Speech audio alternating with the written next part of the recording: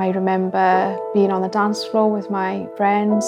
The next thing, woke up in a dark room with someone on top of me. No recollection of how I got there, who this person was. I think my drink was spiked. It was a really dark time. New Pathways provides services for everyone affected by sexual abuse or rape. We have counselling, training for professionals, advocacy and specialist support services. 23% of our services are provided to men. Rape and sexual abuse affects every aspect of somebody's life. Our own experience of working with adults that have suffered childhood sexual abuse is that the vast majority of them, about 80%, display PTSD symptoms, and at least a third of victims will have often quite significant health conditions. People maybe have adopted negative coping strategies, and that could be drugs and alcohol, self-harming. New Pathways provides services 365 days a year, 24 hours a day. We have 9 centres around Wales, including our first ever centre in Merthyr Tydfil. 6 contain sexual assault referral centres.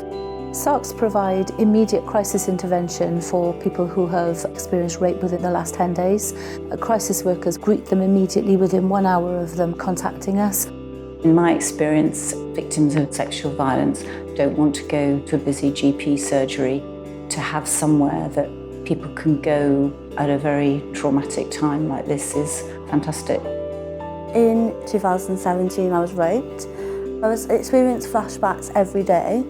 I wasn't sleeping at all. And then I waited on the waiting list. And then I got a phone call from Lily. You can come along, it's a 10-week course. Clients are waiting a long time after they've come for a clinical assessment. There really is a lack of support from other services too. And we could really help in that period when people are kind of waiting. We had to do something that kept them engaged and kept them comfortable enough so that actually when they get to counselling, they are more ready to start the process. They're both art groups, Calming the Waves and Sea Change. Non-disclosure courses for coping skills and strategies for trauma symptoms and managing that. In Sea Change, I made my grounding box, something to feel, something to see, something to smell, just like loads of things that are really helpful. I think that was probably the week where I was like, I can cope. We decided to set up our own mental health support project, which is called SURE. We provide training throughout Wales for different organisations in mental health awareness, and we also provide a range of workshops for clients. They're very attuned with what their service users need. Things like using art therapy as a way of helping people to deal with traumatic situations.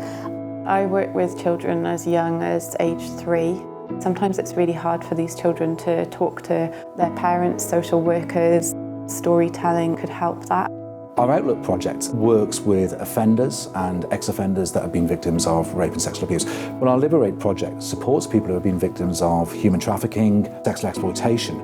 Because of the geography of Wales, a lot of people live in rural areas, so Skype helps us to engage with people that physically can't travel.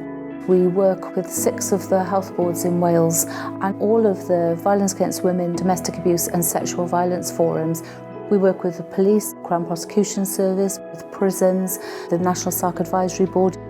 It really does make for much better outcomes. Service users I've spoken to have come out of the other side. They value you, they believe you, and being believed and valued is all you really want. I've come back since my counselling's ended and done volunteering. I'll always have a connection with them.